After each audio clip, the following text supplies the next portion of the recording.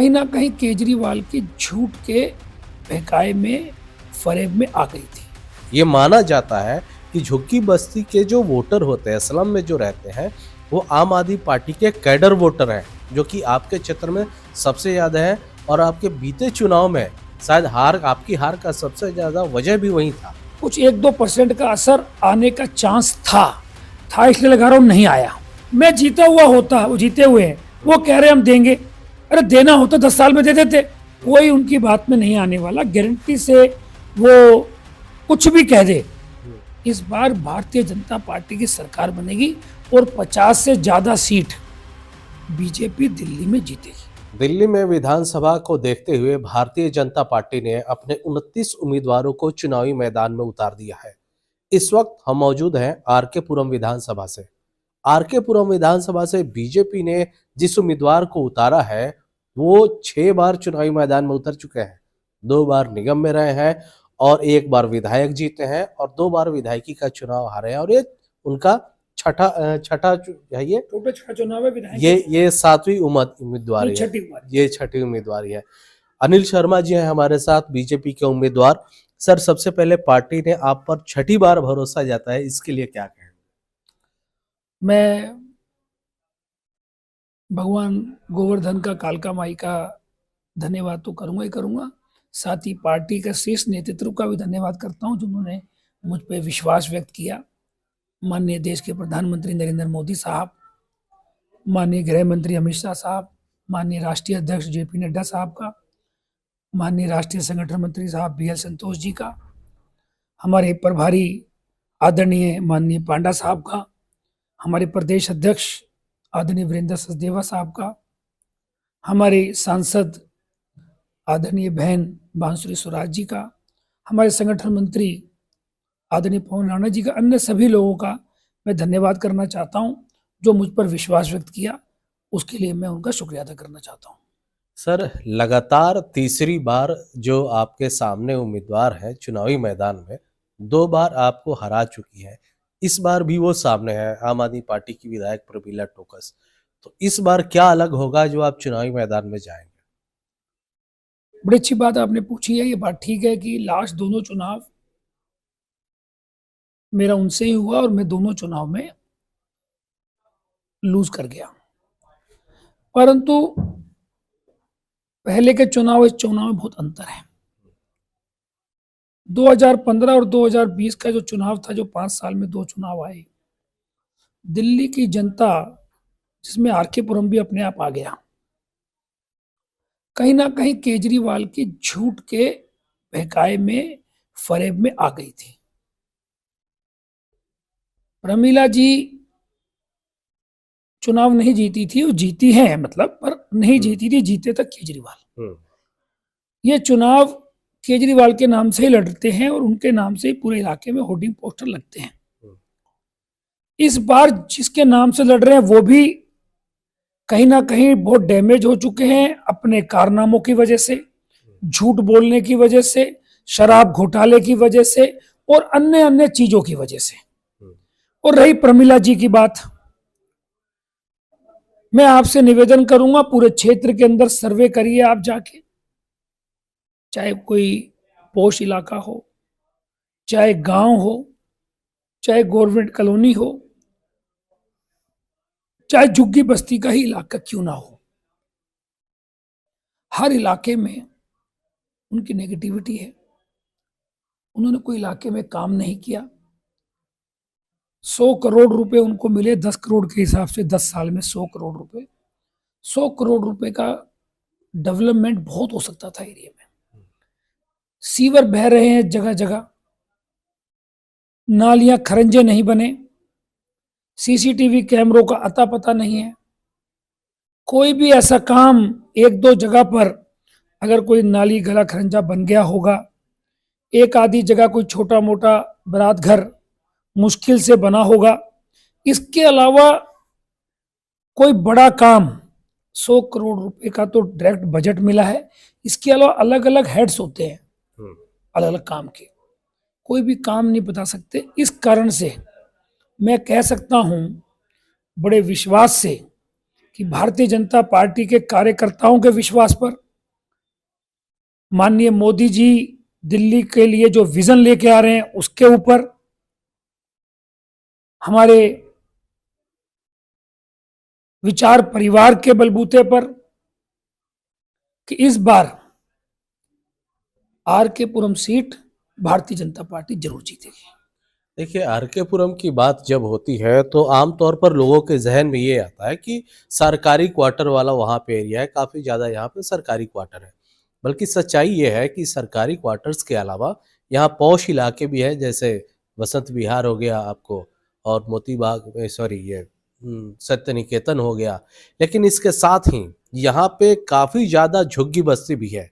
और शर्मा जी, ये माना जाता है कि झुग्गी बस्ती के जो वोटर होते हैं, स्लम में जो रहते हैं, वो आम आदमी पार्टी के कैडर वोटर हैं, जो कि आपके क्षेत्र में सबसे ज़्यादा है। और आपके बीते चुनाव में शायद आपकी हार का सबसे ज़्यादा वजह भी वही था। तो इस बार क्या उस चीज़ को आप लोग ठीक कर पाएंगे?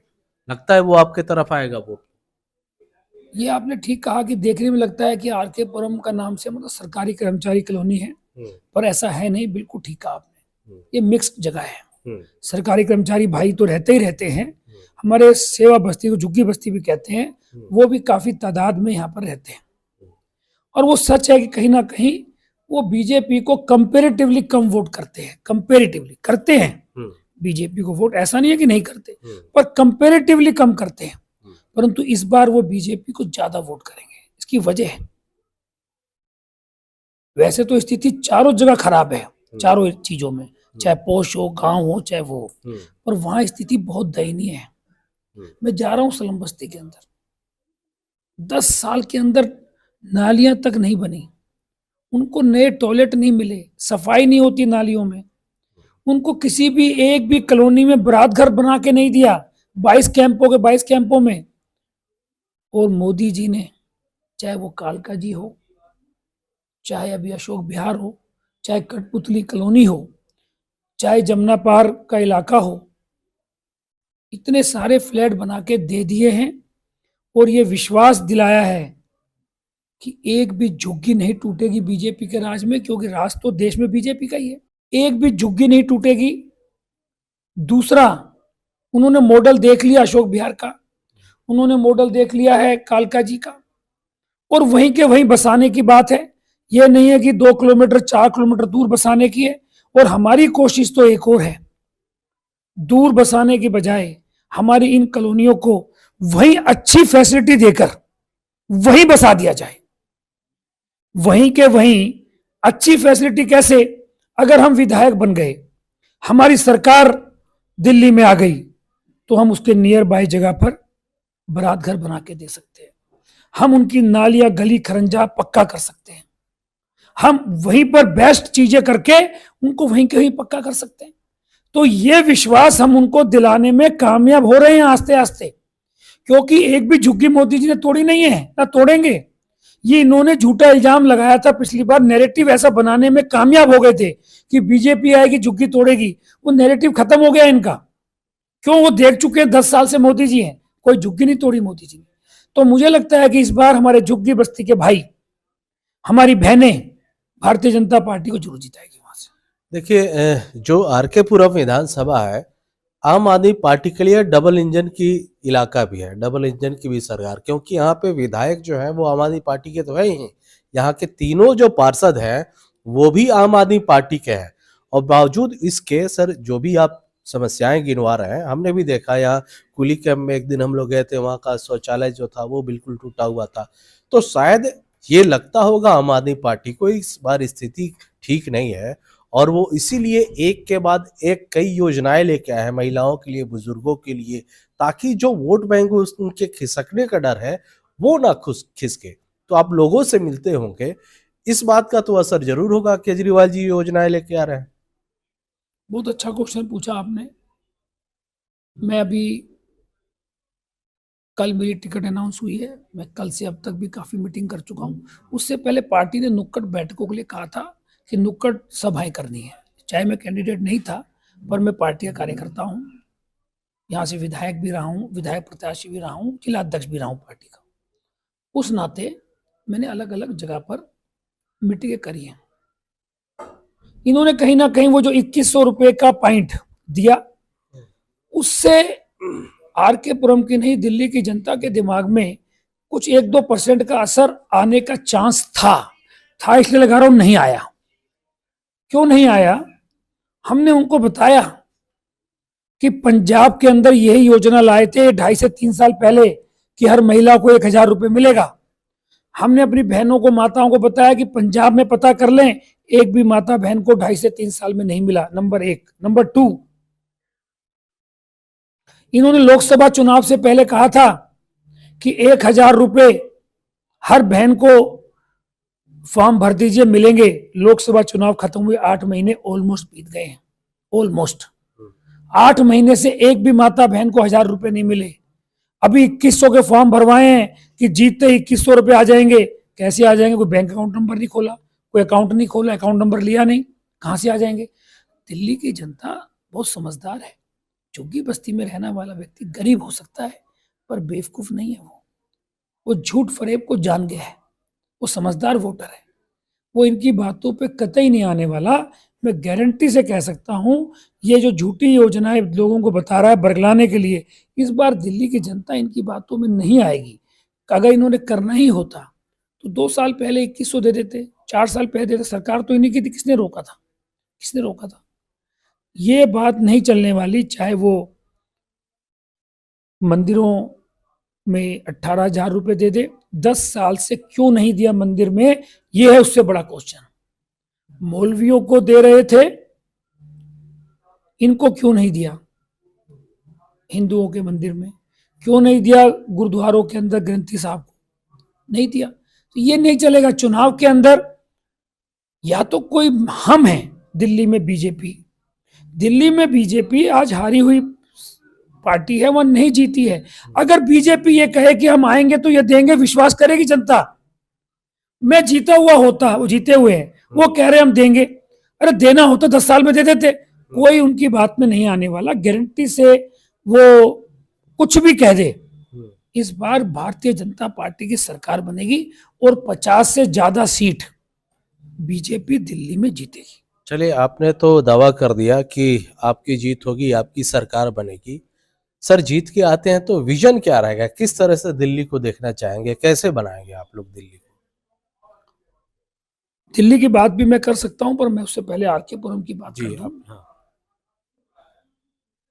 आरके पुरम के अंदर जो सबसे मेजर समस्या मैंने देखी है, चाहे वो कोई भी इलाका क्यों ना हो, वसंत विहार जैसी जगह पर पानी नहीं है।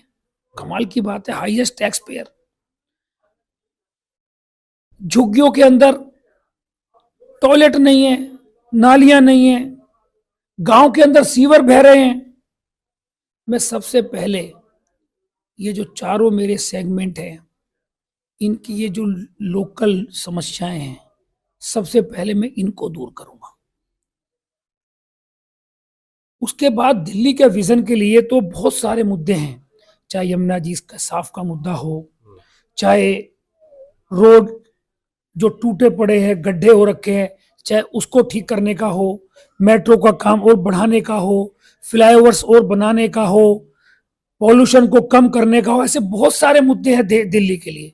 परंतु मैं आरके पुरम के लिए बताना चाहता हूं, गरीबों के लिए बरात घर बनाना चाहते हैं उनकी झुग्गी बस्ती में। गांव के अंदर पार्किंग की समस्या, उनके लिए व्यवस्था करना चाहते हैं। गांव के अंदर बरात घर की समस्या, उसको ठीक करना चाहते हैं। हम पोश इलाके में जहां पर पानी नहीं है, झुग्गी में जहां सीवर है, पानी नहीं है, सफाई नहीं है, उसको ठीक करना चाहते हैं। जो डेली चीजें हैं उसको ठीक करेंगे। अभी हम आने वाले समय में अगले 1 हफ्ते के बाद घोषणा पत्र लाएंगे आरके पुरम का, अलग से आरोप पत्र भी लाएंगे कि जो इन्होंने वादा किया था नहीं किया, वो आप पूरे डिटेल में आपको देंगे हम। अभी तो हमने कुछ पॉइंट दिए और तैयार हो रहा है, हम आपको दिखाएंगे वो सारा। बिल्कुल, तो चलिए, ये थे अनिल शर्मा जी, आरके पुरम विधानसभा से उम्मीदवार भारतीय जनता पार्टी के। इनका साफ कहना है, दिल्ली अच्छी तभी बनेगी जब अपना विधानसभा जब अच्छा हो, पानी, सीवर, सड़कें, नालियां, ये सब चीजें ठीक होंगी, तभी शायद दिल्ली स्मार्ट बनेगी।